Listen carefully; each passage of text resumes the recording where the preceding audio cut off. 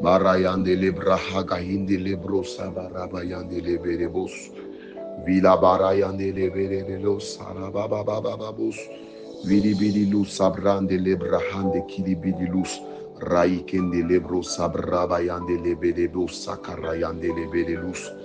Marayande lebele likinde leberebos sayandarababababos sayandere. Shalom, shalom, shalom, soyez bénis au nom suprême de Jésus-Christ de Nazareth. Nous continuons toujours dans notre thème du mois qui est servir Dieu avec joie. Servir Dieu avec joie. Le thème de la semaine, c'est la récompense du service fidèle. La récompense du service fidèle. Le thème de ce jour, c'est promesse de moisson. Promesse de moisson. Nos textes de méditation sont tirés dans le livre de Galates, le chapitre 6, à partir du verset 9. Je lis la parole du Seigneur avec respect. Ne nous lassons pas de faire le bien, car nous moissonnerons au temps convenable si nous ne nous relâchons pas. Alléluia. Ne nous lassons pas de faire le bien, car nous moissonnons au temps convenable si nous nous relâchons pas. Parole du Seigneur. Alléluia. En ce matin, bien-aimés, le thème de ce jour, c'est la promesse de la moisson. Ici, Dieu, le Seigneur, est en train de nous dire par la bouche de l'apôtre Paul que ne nous lassons pas de faire du bien.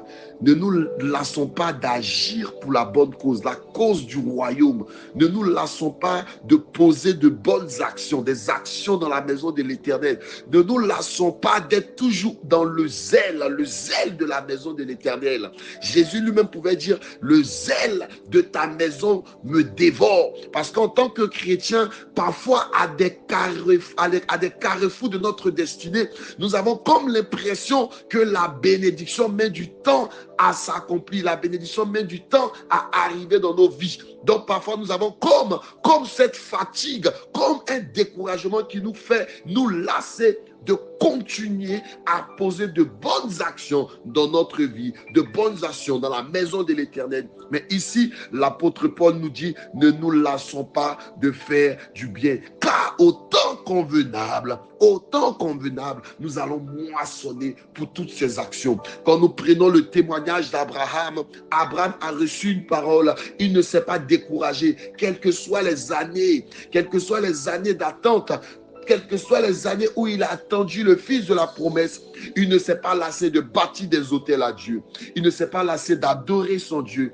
Il ne s'est pas lassé de continuer à adorer celui qui s'est présenté à lui comme El Elyon. Et au temps convenable, pendant qu'il avait 100 ans, Abraham a reçu la visitation du Très-Haut. Prenons aussi le cas de David. David qui a reçu l'huile sur sa tête, on va dire aux environs de ses 17 ans. Pendant le temps de l'accomplissement de la royauté, David a fui Saül. David a marché avec les Philistins. David a vu tout sauf l'accomplissement des promesses de Dieu au temps.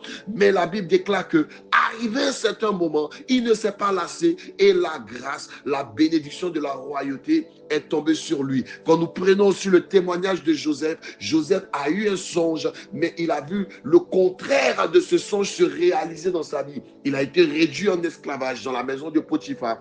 Après, il a été accusé, il a été jeté en prison, mais au temps convenable, parce qu'il ne s'est pas lassé de servir son Dieu, il a été élevé en tant que gouverneur en Égypte. Donc je veux dire à une personne ce matin, il y a une grande moisson. Jésus dit, mon joug est léger. Et il dit, ceux qui vont régner leur père, leur famille, leurs enfants, et qui vont venir à moi, ils vont retrouver ces choses au centuple. Donc je ne sais pas quels sont les sacrifices que tu fais pour la maison de Dieu, quels sont les sacrifices que tu fais pour l'œuvre de Dieu, mais ne te lasse pas. Je parle à un homme qui est fatigué, un homme qui sert Dieu depuis des années, qui attend les promesses de Dieu et qui commence à être fatigué. Je te dis, ne te lasse pas. Je parle à une femme, peut-être que tu as donné tout ce que tu possédais à l'église, peut-être que tu as donné de ton temps, de ton énergie, peut-être que tu n'as pas la considération que tu veux, peut-être que les gens n'arrivent même pas à maîtriser l'essence de ton appel. Il y a un découragement qui commence à rentrer en vigueur. Ne te lasse pas. Car au temps convenable, et je crois que ce temps arrive et ce temps est déjà là. Il dit ce temps arrive et ce temps est déjà là. Ne nous relâchons pas, car il y a un temps de moisson. Nous allons oublier tous ces pleurs. Nous allons oublier tous ces soucis. Nous allons oublier ces temps difficiles. Parce que notre Dieu, il voit notre travail. Notre Dieu, il voit notre travail et il récompense. La moisson sera grande. La moisson sera grande. Et tout ce que nous sommes en train de faire, c'est des semences que nous sommes en train de semer pour la vie de nos enfants, pour la vie de nos femmes, pour notre église, pour nos familles élargies, pour notre nation, pour notre ville. C'est des choses que nous sommes en train d'emmagasiner pour que nous soyons comme cette porte-là de bénédiction de nos maisons, cette porte-là de bénédiction de nos familles. Ne nous lassons pas de faire du bien. Ne nous lassons pas de donner dans la maison de l'Éternel. Ne nous lassons pas de pouvoir être disponibles lorsqu'on nous appelle pour faire l'œuvre de Dieu. Ne nous lassons pas d'être toujours là au premier plan, en avant-plan pour l'œuvre de Dieu, quels que soient les sacrifices. Ne nous lassons pas de donner, d'apporter à la maison de l'Éternel. Ne nous lassons pas d'être disponibles en prière, en action, en présence. Ne nous lassons pas. Soyons toujours premiers. Servons Dieu avec joie. Servons Dieu avec zèle. Servons Dieu avec ferveur.